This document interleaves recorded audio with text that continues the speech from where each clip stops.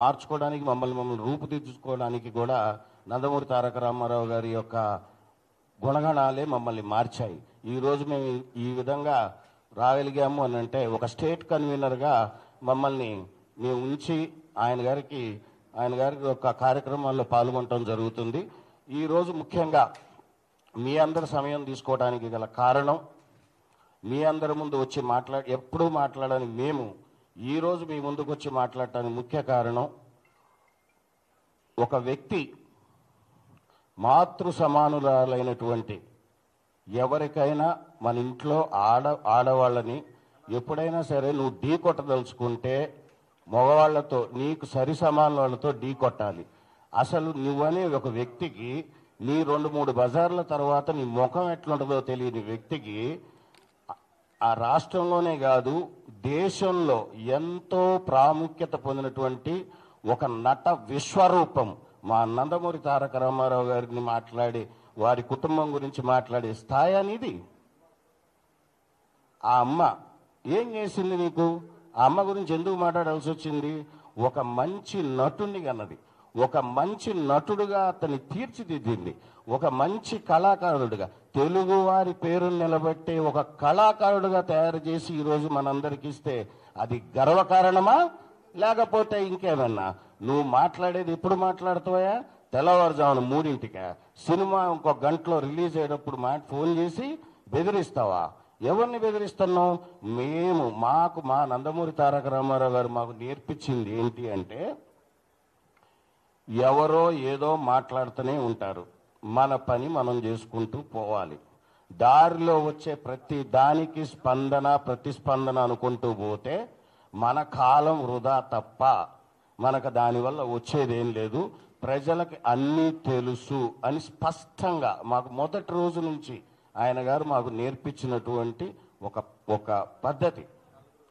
మేము ఏనాడు కూడా ఎంతమంది ఎన్ని రకాలుగా ఎన్నున్నా సరే బాబు వీళ్ళు ఎన్నంటే కూడా వద్దు వద్దు అని ఇదే తప్ప అని ఏనాడు కూడా తప్పుడు అంటే వేరే రకమైన ప్రోద్బలాలకు పోవద్దు. మీరు మన నటన మన దానితోనే మన ప్రజల ముప్పు పొందుదామని చెప్పినని పోయారు.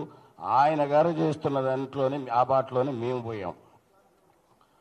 ఇప్పుడు ఈ మిస్టర్ ఎమ్మెల్యే ప్రసాద్ అనేవరైతే ఉన్నాడో, ఏ పార్టీలోనైతే ఉన్నాడో ఆ పార్టీ యొక్క ముఖ్య ఉద్దేశమే స్త్రీలను గౌరవించమని చెప్పి గత 5-6 ఏళ్లుగా ఇంకా ముఖ్యంగా స్త్రీలను గౌరవించలేని వాడు వేస్ట్ అని చెప్పి పార్టీలో ఉంటూ అది తను ఒక తల్లికి బిడ్డనని మర్చిపోయి, అంటే నువ్వు ఏ తల్లినైనా తిట్టొచ్చు, ఎవరినైనా తిట్టొచ్చా?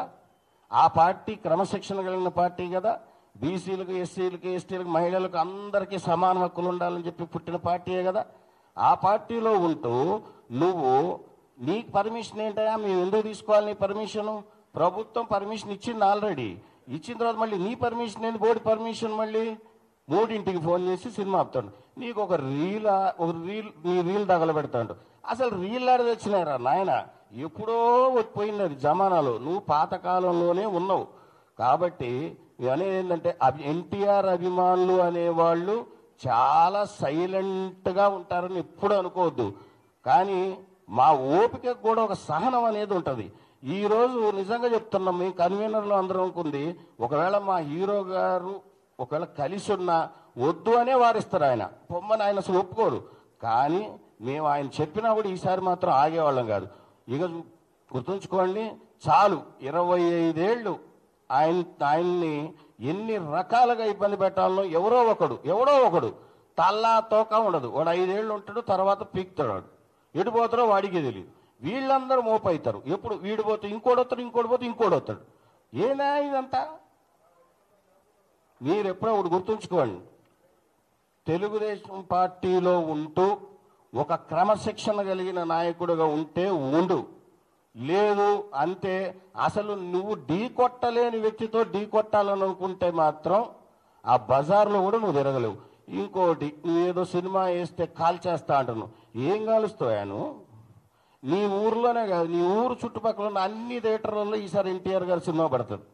వాపు చూద్దాం. ఆయన మీ ప్రభుత్వం పర్మిషన్ ఇస్తే నీ బోర్డు పెత్తనం ఏది మళ్ళీ మధ్యలో నీ పర్మిషన్ ఎందుకు తీసుకోవాలా?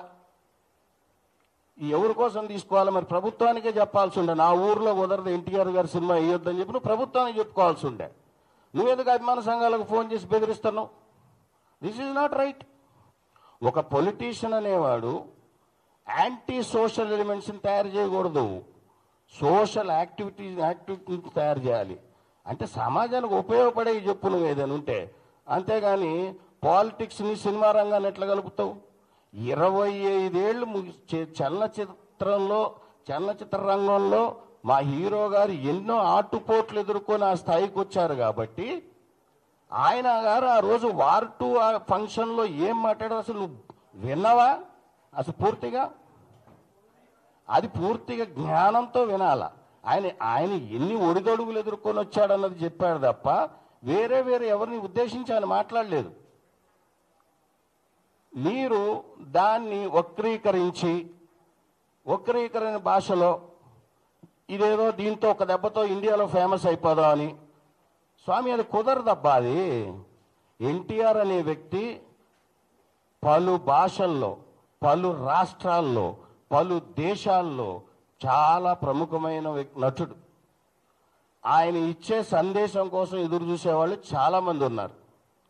అలాంటి గొప్ప వ్యక్తితో ఈ భూత పురాణం అనే ప్రసాద్ ఏమిటికి మాట్లాడతాడు?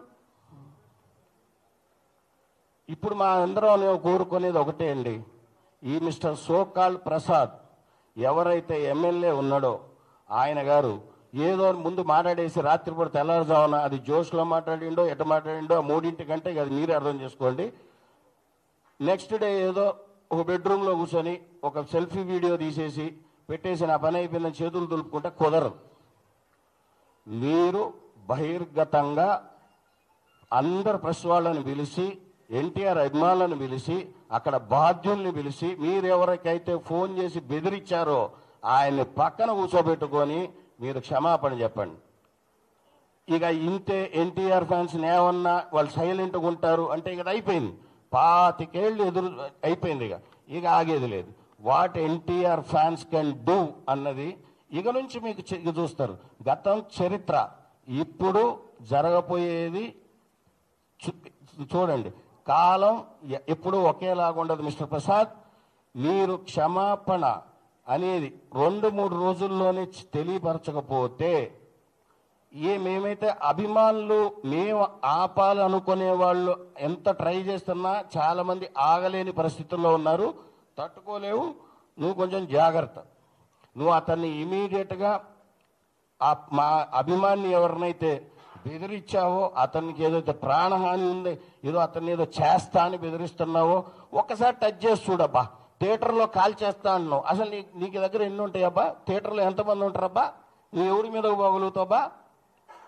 ఒక థియేటర్లో ఎన్ని సీట్లు ఉంటాయి తెలుసా నీకు? అసలు ఒకటండి, జరిగిన దానికి క్షమాపణ చెప్తూ అతని యొక్క వంకర బుద్ధికి, అతనికి సంస్కారం లేదు, తల్లిదండ్రుల పట్ల గౌరవం లేదు. నాకు తెలిసి వాళ్ళ ఇంట్లో వాళ్ళు కూడా తిట్టుంటారు ఇది జరిగిన తర్వాత. ఆ 3 టైంలో జరిగింది. తర్వాత అతను పశ్చాత్తాపడి ఉన్నాడో లేదో మనకి తెలియదు, కానీ అతనిని క్రమశిక్షణ కలిగినటువంటి ఒక పార్టీగా పెద్ద ఆయన స్థాపించింది.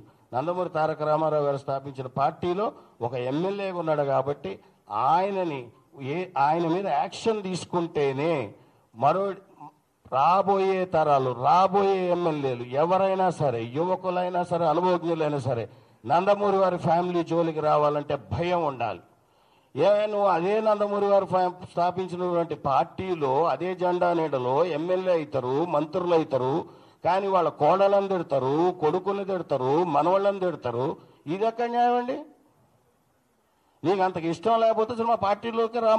మా ఎన్టీఆర్ గారు పార్టీలకి సినిమా రంగం వేరు సెక్టార్లు. పార్టీ అనేది ప్రజలకు సేవ చేయటానికి ఉంది. సినిమా రంగం అనేది ప్రజలకి మంచి వినోదం ఇస్తూ మంచి చెడులకు వ్యత్యాసం తెలిపేది సినిమా రంగం. నువ్వు ఈ రెండింటిని ఎట్లా కలుపుతావు? అసలు నీకేం సందర్భం? నీ ఫ్లెక్స్లు ఎందుకు వేయాలి? మాకేం అవసరం? మా హీరో ఫ్లెక్స్లతో మేము వేసుకుంటాం. మా అభిమాన సంఘాల వాళ్ళు మిమ్మల్ని డొనేషన్లు అడుగుతున్నారా? వాళ్ళు కష్టపడి సంపాదించిన దాంట్లో హీరో మీద ఉన్న అభిమానంతో వాళ్ళు తిండి తినక వాళ్ళు ఏదో అభిమానం. మీకు ఇంకో విషయం చెప్తున్నానండి, ఏనాడు కూడా మా హీరో గారు మీరు బాగుండాలి బాగుపడాలని చెప్తుంటాడు తప్ప మీ ఇంట్లో డబ్బులు తీసి ఖర్చు పెట్టొద్దు, నా కోసం చేయొద్దు, ఒక పాల ప్యాకెట్ కూడా తీసి పాలు పోయొద్దు అని చెప్పే వ్యక్తి.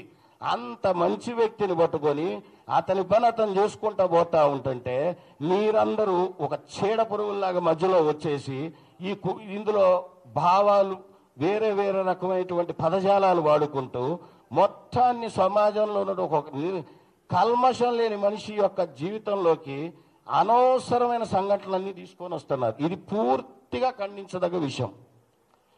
మిస్టర్ ప్రసాద్, నువ్వు ఇప్పుడు ఏడనో మాకు తెలియదు. నువ్వు అనంతపూర్లో ఉన్నావా, విజయవాడలో ఉన్నావా, హైదరాబాద్లోనే ఉన్నావా మాకు తెలియదు. మీరు ఫస్ట్ ఇమీడియట్గా ప్రెస్ మీట్ పెట్టి మా హీరో గారి అమ్మగారికి మీరు బహిర్గతంగా క్షమాపణ చెప్పాల్సిందే. నేను ఒకటి చెప్తున్నా, ఇంకొక చిన్న మాట గుర్తుంచుకో మిస్టర్ ప్రసాద్. అమ్మగారు ఎందుకంటే ఎక్కడైనా ఆమె గారి చూసిన నేను ఎక్కడైనా కొడుకుని ఎంత చక్కగా పెంచుకొని మనందరికీ తెలుగు వారికి అందించింది. అలాంటి తల్లిని పట్టుకొని నువ్వు అంత పెద్ద పెద్ద మాటలు ఎట్ట మాట్లాడుతావా? నువ్వు అసలు నీకేం సంబంధం అసలు ఆ కుటుంబంతో మాట్లాడితే మళ్ళీ నేను నందమూరి వాళ్ళ నారా వాళ్ళకి ఫాలోవర్ అని అంటావు. నువ్వు ఫాలోవర్ అయ్యిండి ఆ ఇంట్లో వాళ్ళని తిట్టుకుంటూ పోతున్నావు నువ్వు. ప్రసాద్, ఈ క్షమాపణ చెప్పండి, లేకపోతే మీకు మా తోటి కన్వీనర్లు మీ అందరు ప్రణాళిక చేసుకున్నట్టుగా మీ ఇల్లు ముట్టడించడం అయితే మాత్రం ఖాయం. పార్టీ వారికి కూడా పెద్దలకు ఒక విన్నపం, గతంలో కూడా చాలా మంది నాయకులు మా నందమూరి తారక రామారావు గారి గురించి దుర్భాషలు ఆడినా మేము దాన్ని ఎంతో సహించి ఓపికతో మేమేం మాట్లాడకుండా ఉన్నాం. కానీ దీనికి దేనికైనా ఒక ఎండ్ అనేది ఉంటుంది. ఈ విషయానికి ఎండ్ అనేది లేకుండా పోతుంది. మన పార్టీలో ఉంటూ మన ఎమ్మెల్యే అయ్యిండి మహిళలకు ఎంతో గౌరవం ఇచ్చే పార్టీ అని చెప్పుకొని మన దాంట్లోనే ఇలాంటి విషయాలు రిపీట్ అవుతున్నాయి. కాబట్టి ఒకళ్ళపై చర్య తీసుకుంటే ఇది ఇకపై ఎవరు ఎలాంటి వాటికి దుస్సాహసానికి పాల్పడరు అన్న ఒక దీని విషయంతో మీకు దయచేసి మీ అందరికి రిక్వెస్ట్ చేసేది ఏంటంటే పార్టీ పెద్దలకి దీనిపై క్రమశిక్షణా చర్య ఇమీడియట్గా ప్రసాద్ గారి పని తీసుకోవాలని చెప్పి మా నందమూరి తారక రామారావు గారి అభిమానుల తరఫున మేము అక్కడ లోపల ప్రభుత్వాన్ని మేము రిక్వెస్ట్ చేస్తున్నాం. ప్రసాద్ మీరు గారు ఇంకోటి గుర్తుంచుకోండి అండి, me not only Andhra, Telangana కాదు, నార్త్లో కాదు, ఒక్కసారి కదిలిందా సైన్యం, ఎన్టీఆర్ సైన్యం పవర్ ఏంటో గతంలో ఒక 15 ఏళ్ల క్రితం అందరికీ తెలుసు. 18 ఏళ్లకే ఇండస్ట్రీలోకి వచ్చి ఏమేం చేసిండ్రో ఆయన మీకు తెలుసు. ఆయన ఆయన ఎంత మోల్డ్ చేసుకున్నాడో మీకు తెలుసు. మా అభిమానులు కూడా అంతే తయారు చేసిండు. కామ్గున్నాం, let us full stop for everything. దీనికి ఒక ఎండ్ కావాలి అంటే ఐదర్ ఆయన్ని సస్పెండ్ చేయండి లేదా మా ప్రణాళిక మాకుంది. Thank you. జై ఎన్టీఆర్.